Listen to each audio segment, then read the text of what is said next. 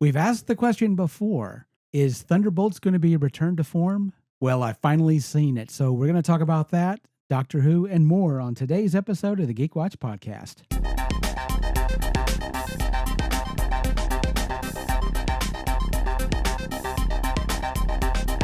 This is the Geek Watch Podcast with Brian Hatcher and Mandy Petry.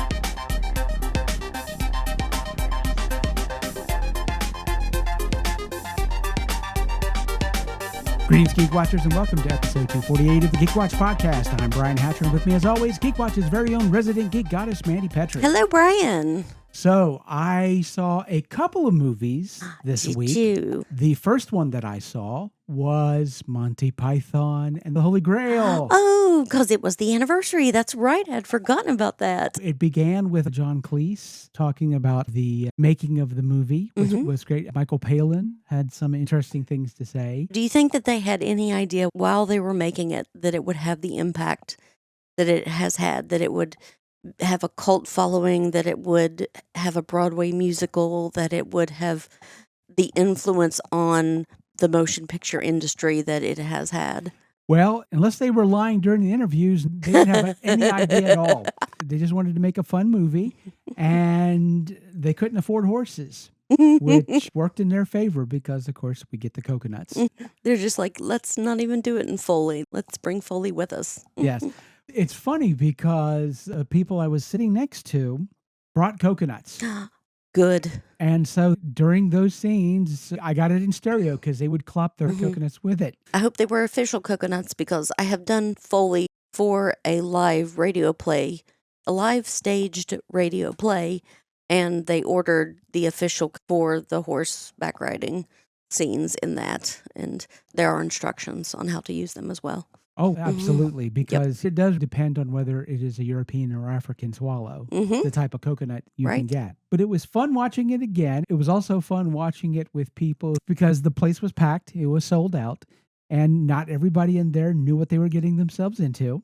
The music that plays at the end of the credits, there were a lot of people going, what's going on here? It just seems like it's going on, and there's no credits, and what the heck? And people who didn't know the Swedish credits at the beginning or what was going to happen there. So lots of surprises, and it still works. It's still hilarious. That was an awful lot of fun to watch it on the big screen. I've seen it a bunch of times. I've actually never seen it in a theater. Oh, really? It was great to get to see it in a theater. When it first played in a theater, I was too young. I would have never gotten a chance to see it. But getting to see it in a theater, there's just some movies you need to watch in a theater with a bunch of people. And Geek Watchers, if you haven't watched Monty Python the Holy Grail with subtitles, do so, because you're missing things that you didn't realize you haven't seen, especially with the French Knight. There are things you hadn't realized you're missing until you see it spelled out, and it's so funny. So give that a whirl. So that was a lot of fun to watch, and I enjoyed that. I also got to see, finally, Thunderbolts. Yay, Marvel. I now know what the star at the end means, which is a spoiler. We're not going to be doing spoilers for this. I'm going to be talking generally speaking about the movie, but we've been asking the question, is this a return to form? I will say that I enjoyed myself immensely watching this movie. Unfortunately, the time that I went to see it, I was in that theater by myself. Oh.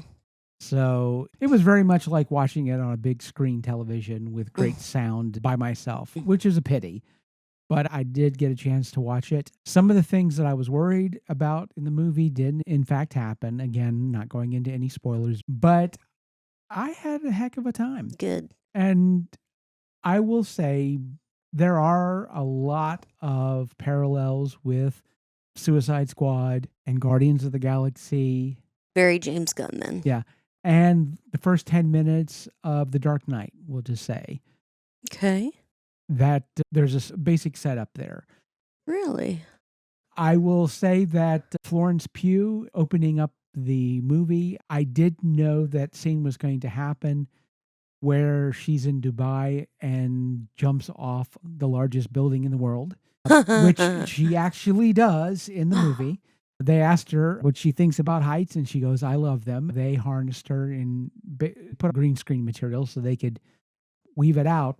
But that was the only part of it that was CGI. Everything else was legit. She stepped off That of is some Tom Cruise stuff right there. She Tom Cruise the heck out of it. Mm-hmm. So that was a lot of fun. I liked the other characters. It was good seeing John Walker's U.S. agent again. Mm-hmm. His performance reminded me a lot of Jack Burton, and I don't know why. Yeah. Big Trouble in Little China. I have no idea. I have no... Seem to have kind of a bit of a, I don't know, that one girl from Laugh-In sort of.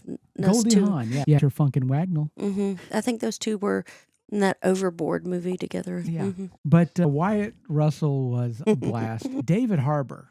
Holy crap. As always, yeah. The thing about him as an actor, especially playing the Red Guardian, is he can, at one moment, you're shaking your head laughing at the ridiculous stuff that he's saying. And then in a drop of a hat, he says the most profound, heart-touching thing ever. It just breaks your heart. And actually, if you know the history of that character in the MCU and the questionable manner in which he was supposedly a father to both Black Widows, getting to see him be a dad, like a real freaking dad. Mm-hmm. It was amazing. It was a standout performance. I mean, obviously Florence Pugh just stole every scene she was in. Mm-hmm. But I mean, David Harbour, good Lord, it was wonderful. All the performances were really fun. I enjoyed a lot of it. It's always the relationships that make a good story. The action is fun, but the cake is the relationships that make you care about these people. Oh, yes. And especially in a situation where you have people who don't really have amazing levels of superpowers, that's how they solve their problems, is their relationships with each other and how they relate to each other. That is the core to their strength as a team. I mean, a team of people that really shouldn't be a team. And that I found amazing. Now, I will say that this movie does suffer from what a lot of Marvel movies suffer from, which is the villain's pretty underwhelming. And that's got nothing to do with Julia Louis-Dreyfus and her work. She was great. Mm-hmm. And she was always fun to watch every time she was on screen. But that character is not drawn out very subtly. There's a scene where they try to give that character a little more depth, and I wish we could have seen more of that in the acting. But it's very vaudevillian. She's very much a vaudevillian, mustache twirling villain. Right. It very much is. It's either all for the money or all for power. Yes. There's no depth. I suffered for this. I lost people. You get a hint of that. Mm-hmm. But like I said, not to the degree where I would have liked to have seen it. Mm-hmm. I would have liked to have seen that character become a little more three-dimensional, especially because we've been seeing her off and on for a while now. Mm-hmm.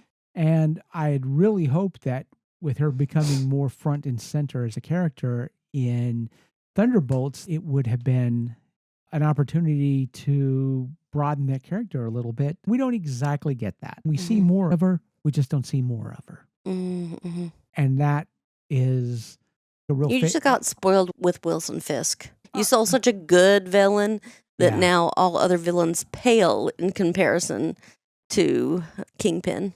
Yeah, it is a bit of a disappointment to me that we have something that takes place in New York City, but we don't hear about Wilson Fisk. If it's a 1-to-1 match for what we've seen on Disney Plus, then Wilson Fisk would be the mayor during the episodes that take place there in Thunderbolts.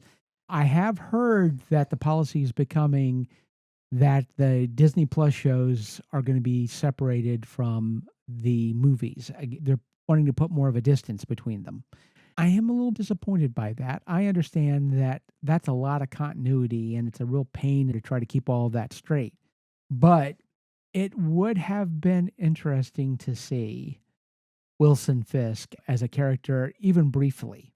Although, again, if you had put that character in that movie, Vincent D'Onofrio would have just flat out stole the scene where he was, and it might have made our main villain look pretty bad. Because it's like, See, this is how you be a villain. This is how you play politics, and this is how a lot of that works. And so, and again, there's not anything against Julia Louis-Dreyfus. She's an amazing actor. If she had been given something a little bit more meaty, she would have more than rose to the occasion. And I hope that in the future they give her a little bit more to go on. Now, obviously, this movie with we'll say and I realize there's going to be a bit of a spoiler here to say this, but there are mid-credit scenes, by the way, just in case you weren't aware. There is a scene or two that happens during and after the credits, so it might be worth sticking around. Actually, the after credit scene was a little bit longer than they tend to be. It was actually coda length, I would say. It really points to how the MCU has changed to some degree, because in a real sense, you don't have the Avengers, but you have the Thunderbolts, and they're more street level. And trying to pretend that they're the Avengers doesn't work, even though you may want to try to. But that's the point. That's the point of the movie. They're not the Avengers, no matter how much you might hope that they are. They just aren't. But you can definitely see, especially with the end credits scene, that the MCU is about to change in hopefully a huge way, with a little more excitement, shall we say. They've certainly tipped off the fact that some interesting stuff is over the horizon, and we'll be checking that out. Very exciting. So, I do want to talk a little bit before we go about Doctor Who, which you have not watched. I still haven't. You haven't watched any of it yet. I've been getting home at midnight for the past 2 weeks, so I'll just go home and go to sleep. I hear you. The good thing is it'll be there waiting for you, and maybe in the next couple of weeks so you can start to binge a little bit. Yes. Like I've said before, there have been some parallels with the last season. We have gotten a Dr. Light episode. The Doctor barely appears in it, but it's an interesting episode. One of the best ones. Blink was fantastic. Love and Monsters was great. Yeah. Well, I will say, and this is not really that much of a spoiler because if you've seen the trailers, but it's a Ruby Sunday centered episode. So this is her life after the Doctor. Without going into spoilers, it's a side of being an ex-companion that you don't see often. You get to see that aspect of it, but it's also a commentary similar to Bubble and Dot of our society. And I found that interesting. I also enjoyed The Well, which was not a Dr. Light episode, a very Doctor-heavy episode. Again, without going into spoilers, Mandy, this one's your jam. Okay. That's all I can say. All right. Because I guess I'll say this much. I know you like David Tennant. Yes. And I know that in David Tennant's run as the Doctor, there have been some really classic episodes. Yep. And there is a nod to one of probably one of the best of the David Tennant episodes. Okay. And once you find out which one it is, you're like, oh boy, oh boy, oh boy. That's all I'm going to say. Okay. Because any more than that would be unfair to you as a human being. All right. It is something that I never thought I would revisit again. A classic episode of Doctor Who. I would say a top 10 Doctor Who episode. Excellent. Of the whole new series. It's revisiting to the degree that it's almost scary because it was such a good episode. It's like, what more do you have to say about this? It was a risk because the original episode was so good, you almost don't want to touch it. It's making me think like Family of Blood, almost. Well, it was amazing to see what they did with this and to revisit this again. Not only is it a return to a classic episode of Modern Who, but it's also a vibe that we haven't had with this Doctor yet. It's a revisit to a classic type of storytelling with the Doctor that he has not had a chance to really sink his teeth into until this episode. This is when you start saying the merciless Doctor. There's a bit of that, not in that episode. Okay. I mean, it's starting to reflect there, but the episode after that, and again, not going into any spoilers, there's very much the Doctor's fed up with your BS. Okay. There's a very strong Doctor's fed up with your BS moment. And we'll just say that. Okay. We will say that. Although, and Bubble and Dot, that moment at the end where the doctor gets really frustrated. I mean, that certainly has that moment in it. Yes. But there's a lot to chew on in this season of Doctor Who. There's some really interesting things being done, some really interesting episodes. I mean, we're seeing a lot more Mrs. Flood, although I'm starting to wonder, she's basically the Susan Twist character of this season. So, like, we know you're someone. We just don't know who. And we just keep seeing it over and over again. So I'm hoping that they do something really interesting. I don't want this to be an also ran. I mean, they're playing her off as like a Susan Twist type character. It's like, well, we know who she is, kind of. We keep seeing her, but we don't really know who she is. So they need to make a twist in this somehow, some kind of a twist. Yes. To make it interesting. Hopefully we get a really interesting reveal. I keep hearing promises here and there. I haven't been following the spoilers because I don't want to be spoiled, but all indications are when you find out who she really is, you're going to be shocked. I don't know what they could possibly show me that's going to shock me, but I guess we'll see. We shall see. And with that said, we come to the end of episode 248. Thank you for listening, and tune in next time for the latest in geek news and views with the Geek Watch podcast. From Mandy Petry, this is Brian Hatcher, reminding all the Geek Watchers out there, we're all geeky about something. Be proud of yours. See you next time.